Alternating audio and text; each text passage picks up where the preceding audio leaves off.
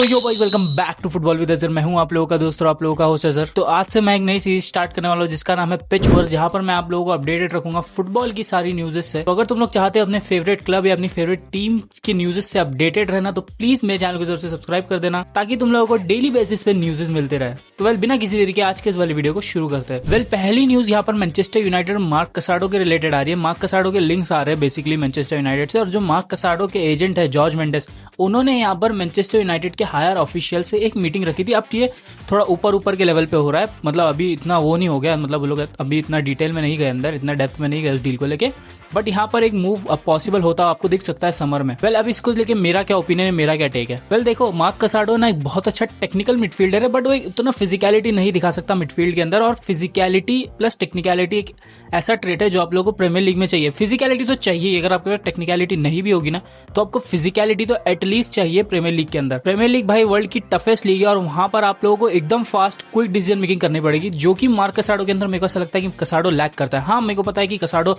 बहुत अच्छा एक टेक्निकल मिडफील्डर है, फाइनल थर्ड्स में अच्छा टैकल कर देता है, पासेस भी अच्छा डाल देता है, बट वो क्विकनेस नहीं है मार्क कसाडो के अंदर। यूनाइटेड तो कासिमिरो का एक रिप्लेसमेंट ढूंढ ही रहा है। ऑफ कोर्स वो बुढ़ा होने वाला है, हर कोई बुढ़ा होता है भाई, तुम भी बुढ़े हो, मैं भी होगा, कोई ना, हर एक इंसान होता है ना। तो एक डिफेंसिव मिडफील्डर शॉर्ट लिस्ट में तो है ही है मैनचेस्टर यूनाइटेड के, और ये मूव पॉसिबल हो सकता है इस समर में। बार्सा फैंस, तुम लोग क्या सोचते हो कि कसाडो को क्या मैनचेस्टर यूनाइटेड जाना चाहिए? और अगर मैनचेस्टर यूनाइटेड खरीदती है तो मेरे हिसाब से एक 35 या 40 मिलियन का एक अमाउंट बहुत ज्यादा सही रहेगा अगर मार्क कसाडो को बेचती है बार्सिलोना तो। इसी के साथ दूसरी न्यूज की तरफ बढ़ते, ये भी मैनचेस्टर यूनाइटेड के रिलेटेड ही आ रही है। मैनचेस्टर यूनाइटेड के शॉर्ट लिस्ट में कुछ मैनेजर्स है जो कि इस समर पॉसिबली ज्वाइन कर सकते हैं मैनचेस्टर यूनाइटेड को। पहला नाम आ रहा है निको कोवेच का, जो कि बोरुसिया डॉर्टमंड के हेड कोच है। अब देखो, उनका मैनेजरियल रिकॉर्ड इतना मेरे को ठीक ठाक नहीं लगा। हाँ, ठीक ठाक है, बट उतना मेरे को कन्विंसिंग नहीं लगा इनका, मेरे को मैनेजरियल रिकॉर्ड, क्योंकि बुंडेसलीगा में ये बंदा इतना अच्छे से कोच नहीं कर पा रहा, तो प्रीमियर लीग, वो भी मैनचेस्टर यूनाइटेड जो कि ऑलरेडी इतनी प्रेशराइज जॉब है। यूनाइटेड फैंस मुझे जरूर से कमेंट्स में बताना कि तुम लोग क्या सोचते हो, क्या निको कोवेच को आना चाहिए। और साथ ही में एक दो नाम और आ रहे हैं, जैसे कि थॉमस टुकल का नाम यहाँ पर आ रहा है, और साथ ही साथ रॉबर्टो दे ज़र्बी का नाम आ रहा है। रॉबर्टो दे ज़र्बी किसी को नहीं पता, तो मार्से के हेड कोच है वो। इस चीज को लेकर तुम्हारे क्या थॉट है, क्या माइकल कैरिक को कंटिन्यू करना चाहिए? क्योंकि अभी आर्सेनल वाला गेम हुआ नहीं है as of recording this video. Arsenal वाला गेम आएगा सैटरडे या संडे को होने वाला है,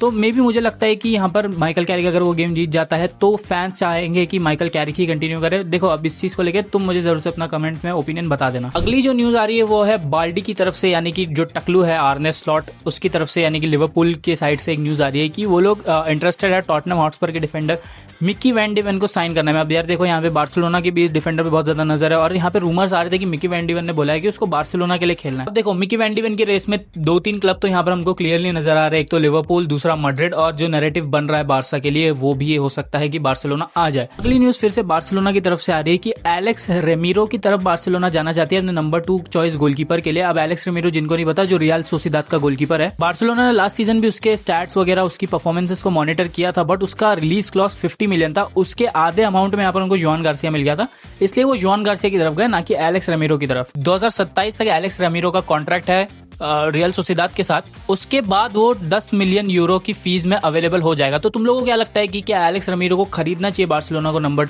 2 as a second choice goalkeeper? क्योंकि शेज़नी भी अब बुढ़ा होते जा रहा है, तो शेज़नी भी कहीं ना कहीं अब 1 सीजन या 2 सीजन ही रहेगा, और बार्सिलोना को सेकंड एक चॉइस गोलकीपर तो चाहिए ही चाहिए जुआन गार्सिया के बदले में। तुम लोग क्या सोचते हो इसके ऊपर यार? देखो, मुझे कमेंट्स में जरूर से बता देना। अब अगली न्यूज आ रही है एमिलियानो मार्टिनेज को लेके। इंटर मिलान देखो पॉसिबल एक समर मूव को देख रही है एमिलियानो मार्टिनेज को लेके, कि वो चाहते हैं कि वो इंटर में आए यान सोमर के रिप्लेसमेंट में। अब देखो, मुझे ऐसा लगता है कि यहाँ पर ना 50-50 चांसेस है कि एमिलियानो मार्टिनेज जाएगा भी और नहीं भी जाएगा। 50% चांस जाएगा। क्यों? क्योंकि एस्टन विला टर स्टेगन में थोड़ा बहुत ज्यादा इंटरेस्ट यहाँ पर दिखा रही थी बीच में, तो मेरे को ऐसा लगता है कि उस समर में शायद से टर स्टेगन को खरीद ले, और उसके बाद यहाँ पर वो लोग एस्टन विला से एमी मार्टिनेज को भेज दे, या एमी मार्टिनेज को सेकंड चॉइस बना दे, या टर स्टेगन को सेकंड चॉइस गोलकीपर रख ले। तुम लोगों का क्या थॉट है यार? प्लीज मुझे कमेंट जरूर से बता देना अगेन। अब अगली न्यूज जो है यूलियन अल्वारेज को लेकर निकल रही है, क्योंकि यूलियन अल्वारेज को देखो एटलेटिको मैड्रिड में चीजें जो उसके लिए जा रही है, एटलेटिको मैड्रिड के साथ जो भी उसके साथ हो रहा है ना, वो उसको बिल्कुल भी पसंद नहीं आ रहा, ना तो उसके लिए भी अच्छा हो रहा है, ना तो एटलेटिको मैड्रिड के लिए बिल्कुल अच्छा हो रहा है। तो यहाँ पर हम लोग को नजर आता हुआ दिख रहा है कि इस summer Julian Alvarez Atletico Madrid को छोड़ देगा।